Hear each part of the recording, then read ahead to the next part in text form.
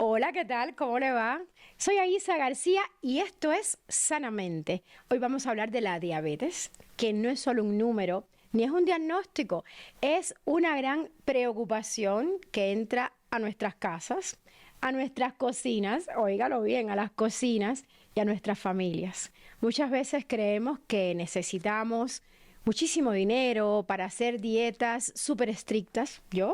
Conmigo no cuenten para dietas estrictas, o necesitamos alimentos complicados para protegernos, pero no, nada de eso. Bueno, vamos a ver lo que nos dice nuestro experto el día de hoy. La verdad es que pequeñas acciones diarias, eso es lo que yo creo, pueden cambiar nuestro destino. Hoy estoy, ya les decía, con un experto en nutrición que nos va a ayudar a entender cómo podemos comer mejor para cuidar nuestro cuerpo antes de que duela. En el estudio les presento al doctor Miguel Ángel Corín García, es tocayo mío, médico cirujano egresado de una de las universidades más importantes del país, de la UNAM. Y bueno, también es maestro en nutrición clínica por la Universidad del Valle de México. Cuenta con más de 20 años de experiencia en el manejo de la obesidad y enfermedades crónicas. Y bueno, hoy le vamos a sacar el jugo, doctor. Sea muy bienvenido.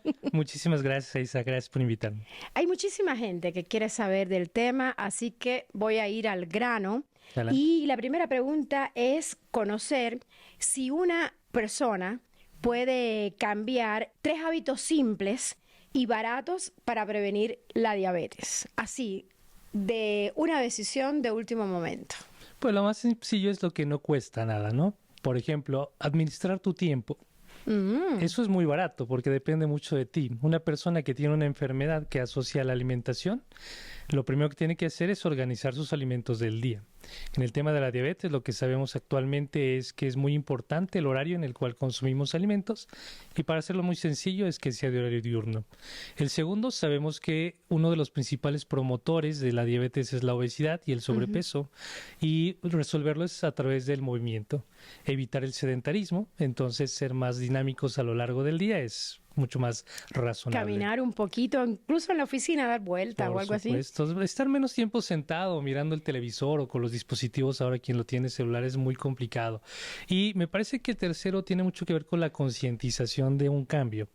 Cuando tenemos un estilo de vida que sabemos que no puede ser tan favorable a la salud, pues hacer cambios que puedan eliminar esos factores de riesgo y reorientarnos hacia algo más saludable en cualquier escenario.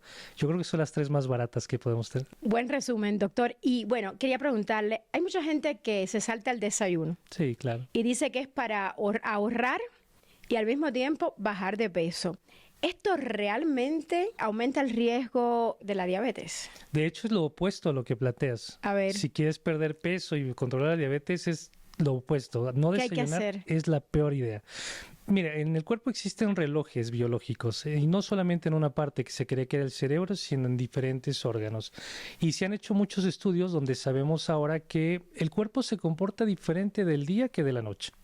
Cuando tú quieres ganar peso, lo más fácil es no desayunes y come mucho en la noche. Así Y ganarás eso sí es error fatal, sí. tremendo. Que en América Latina es muy común. O comemos cualquier cantidad de alimento breve y en la noche cenamos demasiado. Entonces, ¿quieres ganar peso, complicar la diabetes? Haz eso. ¿Qué señales nos da la alimentación de que estamos entrando en riesgo metabólico? ¿Metabólico de diabetes o de obesidad? A ver, Las dos. Las dos. Mira, me parece que en el tema de la alimentación lo que podemos incluir es qué porcentaje de lo que comes al día es saludable. Si Buena tú pregunta. piensas que un 80% son de fuentes de origen natural y un 20-15% quizás es algo que te gusta comer o que es práctico. Y el postrecito. Exacto, e incluso el café con el pan. Eso es válido. Pero si notas que más del 50% de lo que consumes es barato, práctico, rápido, pero sobre todo es artificial, industrializado, ultraprocesado, ahí es un gran problema. Y me parece que el otro importante también es qué es lo que normalmente prefieres comer. Estas 2 enfermedades pasan mucho por la emoción, por la decisión. Si a mí emocionalmente me atrae más la comida chatarra, la comida envasada, la comida Pues con conservadores, y eso es lo que pretendo comer con mayor frecuencia, lo más seguro es que voy a tener problemas. Acá en México tenemos estas etiquetas de colores que te dicen excesos de, por ahí tenemos que tener cuidado. Doctor Colín García, para quienes viven con poco presupuesto, ¿qué cambios realistas pueden hacer la diferencia sin sentir la persona que vive a dieta? Yo por lo menos, a mí no me gusta sentir que vivo a dieta. Un orden muy práctico para cualquier persona incluye en primer lugar la cantidad de proteína que tengas, no importa cuál sea, una proteína de origen animal que puede ser un huevo, un queso, jamón, lo que tengas. Agrega una porción de vegetales, ese es el paso número 2. El paso número 3, un poquitín de aceite vegetal, el que tengas, tampoco pasa nada. Y hasta el final, agrega lo que tengas de fruto, cereal y demás. Si haces ese orden, la mitad de tus problemas se acaban. Lo pones en un horario diurno y pones 3 comidas al día, con eso estás ahí. Interesante. ¿Y qué papel juega el agua en esto para tener una glucosa estable? La glucosa como tal no depende tanto del estado de hidratación, a menos de que tengas un tipo de diabetes que favorezca la deshidratación. La diabetes tipo 1 tiende a favorecer mucho la deshidratación, pero la tipo 2, que es la más común, la que nosotros mismos nos provocamos a lo largo del tiempo, es menos probable. Lo que sí puede pasar es que el no hidratarte de forma adecuada, el no tomar suficiente agua a lo largo del día puede lastimar tu riñón, y si lastimas al riñón en un escenario de diabetes, puedes tener muchos problemas más adelante. Doctor, ¿y qué pasa con el dulce? A los que nos gusta mucho comer el dulce, ¿el dulce enferma? El dulce no enferma si lo sabemos consumir. La cantidad, el tipo y el momento es lo más importante. Mira, voy a ponerte 3 conceptos y espero que sean muy sencillos. Lo que al cuerpo le hace mucho daño es qué tan rápido entra el azúcar a tu boca. ¿Qué tan rápido? ¿Qué tan rápido pasa la sangre? Si yo tengo un tarrón de azúcar y lo pongo en mi boca, desde que toca mi lengua está pasando a la sangre. Ajá. Pero si yo tomo un trozo de papa que tiene también azúcar, pues va a tardar unas cuantas horas en entrar. Entonces es mucho más agradable utilizar alimentos dulces que se absorban lento. El segundo es qué tanto. Hay gente que dice es que no puedes comer plátano o banano porque te hace daño, ¿no? Hay frutas que sí disparan la glucosa. Algunas de ellas, la principal es la sandía. Por ejemplo, en México el plátano es otro, el mango. Sin embargo, si comes una porción más reducida y lo colocas al final de la comida, no va a pasar nada. Si lo mezclas Ese es otro tema. Sí. Las frutas se comen entonces al final de la comida. De preferencia, sí. También en el desayuno. Podría ser que sí. Es que hay sobre eso mucha polémica. Algunos creen que si la comes primero, pues que eso va a ser mejor para tener estable la glucosa. Entonces es un error. Hay unos estudios recientes del 2022 para acá que incluso ponen un orden de cómo se tiene que armar un plato dependiendo de la enfermedad que padezcas. A ver. Por ejemplo, en el caso de la obesidad y la diabetes, nunca rompemos ayuno con carbohidrato. O sea, no iniciamos la comida ni con avena, ni con pan, ni con fruta, no. Empezamos proteína, verdura, grasa y al final el carbohidrato. Hay ciertas reglas del juego, ¿no? Por ejemplo, la fruta se come, no se bebe. Tomar la fruta completa es mejor que tomar una bebida hecha de azúcar. Como un jugo. Como un jugo. Tratar de no hacer coctelería o mezclas de frutas simultáneas, eso tampoco puede ser tan saludable. O mezclar diferentes tipos de azúcar. Por ejemplo, un lácteo más un cereal más una fruta. Acá mucho es el licuado de plátano con avena. Esos son cargas altísimas de azúcar, eso no está bien.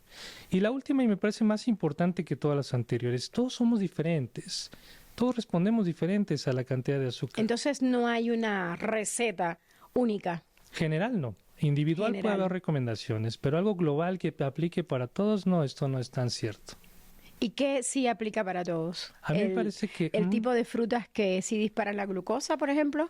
Pues un consejo breve sería que es menos probable que se te suba el azúcar cuando comes frutos que puedas ingerir con todo y cáscara. Son menos dulces que aquellos que tienes que quitarle la piel. ¿Sale? Por ejemplo, la manzana, la pera, la fresa, la guayaba tiene menos dulce, digamos, que la sandía, que el mango, que el mamey, que la tuna. Esto es una forma práctica de hacerlo. ¿Cuáles granos, doctor, sí son integrales de verdad y cuáles son puro marketing?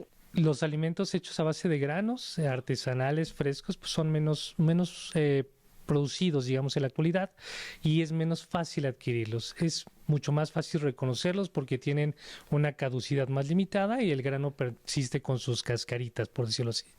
Lo más común es, como necesitamos alimentos de forma muy inmediata y a grandes cantidades, en grandes volumen, pues recurrimos a los alimentos que son más bien ultraprocesados, que nos venden en empaques, y eso reduce mucho la calidad del pan integral. Puede ser una alternativa, pero mientras sea con harina refinada, no es tan saludable como pensábamos. ¿Y es cierto que el pan de centeno, el centeno, es bastante saludable? Por supuesto que sí, el pan de masa madre tiene sus características benéficas, sin embargo, bueno, la cantidad es importante y sobre todo de dónde obtengo el alimento. Doctor, hablemos de verduras. Sí, claro. ¿Cuáles son las verduras que podemos considerar las protectoras para la salud metabólica? Pues prácticamente todas tienen su beneficio. Puedes hacerlo cocido, asado, puedes comerlo en ensalada fresca. Lo importante de la verdura es la fibra.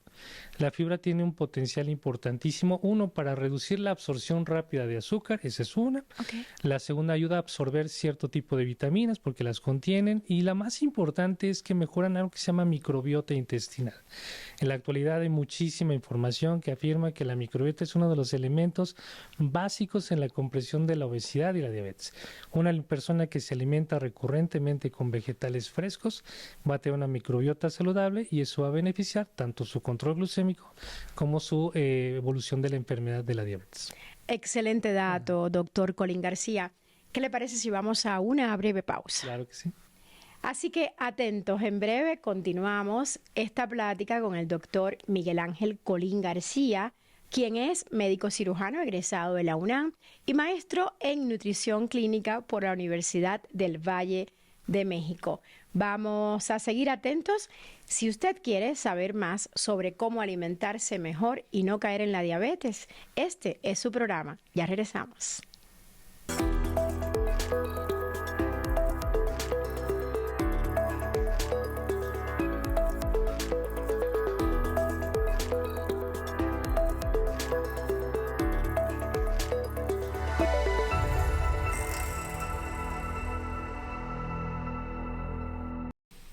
Estamos de vuelta en esta plática sobre la relación que hay entre nutrición y diabetes y nuestro entrevistado, les recuerdo, es el doctor Miguel Ángel Colín García, médico cirujano, egresado de la UNAM.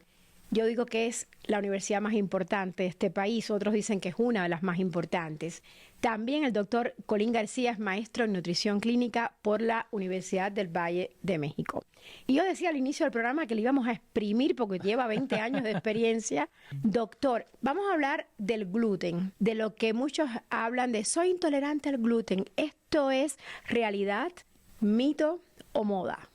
Sí existe la enfermedad de intolerancia a gluten, pero la probabilidad de que la mayoría de la población la tenga es bajísima. La estadística dice que estas enfermedades que tienen más un componente genético es muy poco y se detecta en etapas muy tempranas.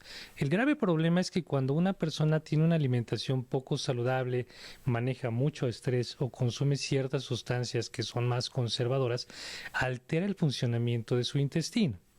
Y eso hace que te vuelvas más susceptible a ciertos alimentos, o sea que no digieras bien ciertos alimentos.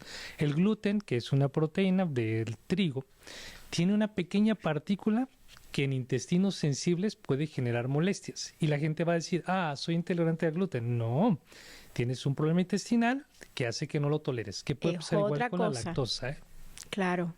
Así funciona. Entonces lo más sencillo es arregla el intestino, come sano y después dime si tienes intolerancia al gluten. Por lo general confundimos estas cosas. Y bueno, las grasas. Sí. Hay grasas saludables, hay intolerancia a la grasa, ya que estamos usando la palabra intolerancia. Fíjate que intolerancia a la grasa sería como una malabsorción y parte de lo mismo que decía yo, un problema intestinal. Pero aquí viene una parte que me gustaría compartirte. Hasta los años 70, 74, hubo un estudio de una persona que se llamaba Ansel Keys que determinaba qué podía hacer más daño, comer azúcar o comer grasa. Y lo hizo en 7 países, en diferentes continentes, y en ese estudio se reportó que el problema era la grasa. De ahí es que salieron todos estos productos light y antiadherentes y demás, tratando de prevenir las grasas. Pero, oh, sorpresa, se hace un estudio en España recientemente que se llama Predimed, donde dicen, la grasa incluso protege al corazón. De ahí la base de la dieta mediterránea, que La es alta grasa en protege grasa. al corazón. Por supuesto que ¿Y sí. qué pasa con los ateromas que se forman en las arterias y Es que correcto. cuando se tapan las arterias me infarté? Qué maravilla de pregunta, porque la importancia aquí no es la grasa total, es cuál es la grasa que puede afectarte y cuáles Ok. no. La grasa más dañina se llama grasa hidrogenada o grasa trans, que se refiere a la grasa que se calienta. Después de ello, las grasas animales, las que son en exceso de origen animal, son las dañinas. De ahí en fuera, la grasa del pescado, la grasa de las semillas, la grasa del aguacate son grasas muy saludables, pero además muy necesarias. La grasa del pescado, que conocemos como el omega 13, es una grasa esencial. El cuerpo no la puede producir por sí mismo y el no utilizarlo afecta a tu cerebro, afecta a tus hormonas, afecta a tus defensas y afecta a tu estado de Ah, caray, nutrición. importantísimo. Imagina a alguien que no come nunca pescado y entonces, ¿qué vamos a hacer, no? Va a tener una carencia nutricional larguísima. Entonces, más que el concepto de la grasa es mala, no. Exceso de grasas calientes, alimentos fritos, capeados, empanizados o el exceso de grasa animal, grasa industrializada, esa hay que cuidar. ¿Sale? ¿Esa hay que evitarla? Hay que reducirla al Reducirla. máximo. Sí, y sobre todo las grasas ocultas. Hablabas hace un momento del pastel, las galletas, el pan Ahí dulce. va muchísima grasa. Mucha grasa. Hay mucha polémica alrededor de los productos lights Ajá. o sin azúcar. De hecho, Sí. hay bebidas que de plano dicen cero azúcar y otros dicen light. En fin, todo ese tema de estos productos, ¿realmente son una alternativa saludable? No me parece que sea una alternativa como tal saludable. A veces son herramientas de control ante excesos que la población consume, pero al menos en México, que es donde yo vivo, se confunde mucho, porque un producto light no sabe si es bajo en grasa o bajo en azúcar o bajo en todo. Solo bajo en dicen qué? light. Exactamente. Usando un término americano, pues el sugar free o libre en azúcar, pues se supondría que debería ser algo favorable para la persona que vive con diabetes. Sin embargo, cuando lees nuevamente los ingredientes, podría ser que el producto en su totalidad no tenga nada de saludable. Entonces, nosotros ya no hacemos eso. Más preferimos utilizar alimentos saludables, fruta, cereales, y más bien elegir qué cantidad, de qué tipo y en qué momento consumirlos, y es muchísimo mejor que un producto industrializado. ¿Es mito o realidad que es preferible comer 5 veces al día que 2 veces o 3 veces? ¿De qué se trata esto de comer varias veces al día? Fue una transición. Fue una transición para intentar comprender cuál era la mejor forma de alimentar a una persona. En su momento se pensaba que las colaciones podían tener dos utilidades. Uno, introducir alimentos que el paciente no comía de manera regular. Como semillas. Es correcto, en las comidas principales, o bien reducir el apetito para el siguiente alimento. Es mejor tomar agua antes de las comidas. Parecería que sí. Ahora bien, lo que explican las nuevas guías de diabetes es que entre menos comidas, me refiero a 3 comidas, son más bien suficientes. ¿Por qué razón? Porque nuestro cuerpo deja de trabajar durante un periodo de tiempo y entra en una pausa, que esa pausa es útil para que se regenere, para que tome un poquito de fuerza y para que los niveles que estamos introduciendo en cada comida se normalicen, se estabilicen antes del siguiente alimento. Digamos que el ayuno intermitente, que también se puso de moda, Ujú. ¿es sano para el cuerpo? Lo que pasa es que el ayuno intermitente puede entenderse desde la biología, es decir, cuál es la forma correcta, o desde el marketing. Ok. Sí, si Se yo dice hago- que en la noche Es suspendo comer 16 horas seguidas o 18 en lo que duermo. Ujú. O sea, eso implica no cenar, supongo, después de las 7 de la noche, como habíamos hablado, no comer nada. Me parece que el ayuno nocturno es el que se acerca más a lo natural, a lo biológicamente correcto. 16 horas es una posibilidad. ¿Por qué? Porque no todos los cuerpos están diseñados para ayunar 16 horas. Eso es un grave error. No todo el mundo puede hacer ayuno intermitente. ¿Quién puede hacer ayuno intermitente? Yo creo que las personas que tengan esta característica en sus celulitas y sobre todo que justifiquen el por qué. Se ha visto que no hay ninguna diferencia benéfica entre hacer una dieta saludable y un ayuno intermitente a largo plazo. Es más, podría ser Interesante. más riesgoso ser el ayuno intermitente que una dieta sana balanceada. Lo importante aquí sería el ayuno. ¿Cómo lo podría aplicar si lo requiero hacer? Bueno, pues lo ideal es, como mencionaba hace un momento, trata de que tu comida sea en un periodo diurno, quizás sea a las 9 de la mañana, comer 1 de la tarde, cenar 6 de la tarde, y el resto del día, noche, ayuna, no pasa nada. Pero si yo tengo un descontrol de glucosa y ando mal y estoy desnutrido y gané peso y decido no desayunar hasta el mediodía, eso puede ser muy peligroso. ¿Es mito o realidad que el café ayuda a subir la glucosa? ¿Cuál café? Si es un café soluble, habitualmente viene añadido con algo de azúcar, o si el café que me gusta y lo compro en una tienda trae endulzantes, pues me va a afectar.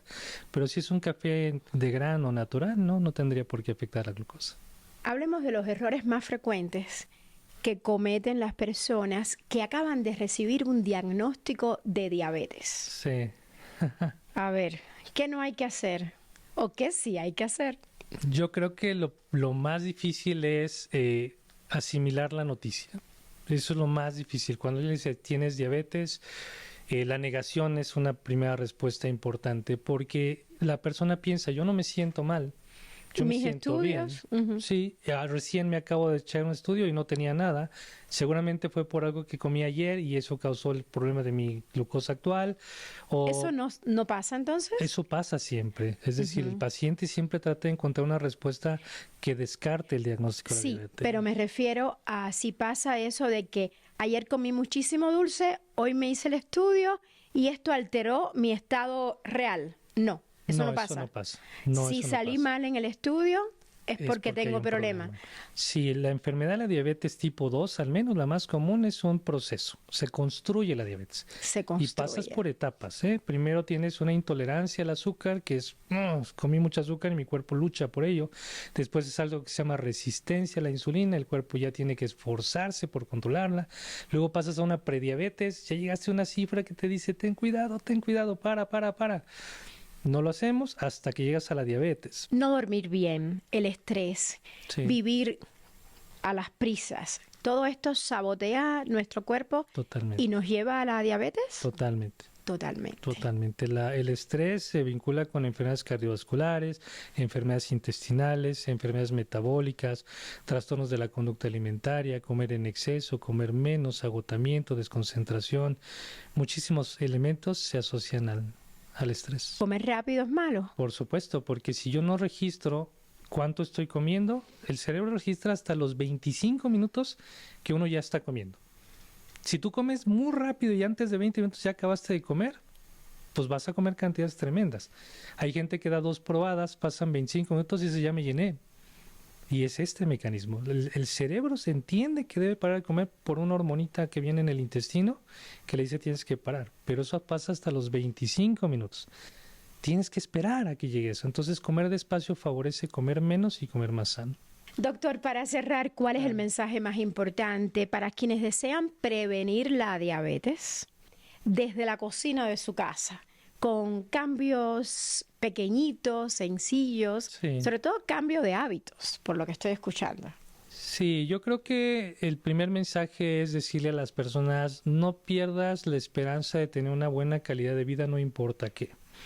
Entiendo la parte económica, cultural, la enfermedad misma es un problema, pero siempre hay una oportunidad para hacerlo. Recomendaciones de consultorio a paciente podría ser esto. Intenta que el 80% de lo que comas sea saludable. Trata de que tu comida se incluya en 3 comidas idealmente, si es posible, durante el periodo diurno, mientras haya el sol. Cuando el sol se duerma, ya no comas más. El orden del plato. Intenta que tu plato empiece por proteína, verdura, grasa vegetal y al final agregas el cereal, la fruta, el frijol, lo que te guste más. Toma 2 litros de agua por día, intenta dormir temprano y encuentra un espacio para tu salud mental. Eso es haciendo ejercicios. Probablemente. Muchas gracias. Muchas gracias. Muchísimas gracias, doctor Colín García, Encantado. por contarnos todas estas herramientas para vivir mejor y prevenir la diabetes. Muchísimas gracias. Y bueno, gracias a usted también por estar conmigo hoy en Sanamente. Soy Aisa García y junto a nuestro experto en nutrición, el doctor Colín García, comprobamos que prevenir la diabetes no es un acto heroico, para nada es un acto heroico, es un acto de amor propio. Cada elección que hacemos en la mesa puede acercarnos a una vida más larga, ligera y más nuestra. Espero que este programa le inspire a cuidarse más y también a mirar su cuerpo con compasión. Nos encontramos en el próximo programa de Sanamente la próxima semana, así que esté muy bien. Hasta la próxima.